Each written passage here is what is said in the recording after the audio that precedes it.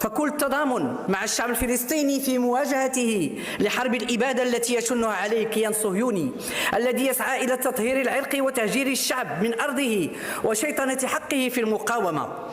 18,000 ديال الأطفال تم قتلهم وحرقهم، فتحية لمغاربة العالم بهولندا لتصديهم لمن رفعوا شعار لا توجد في المقاومة.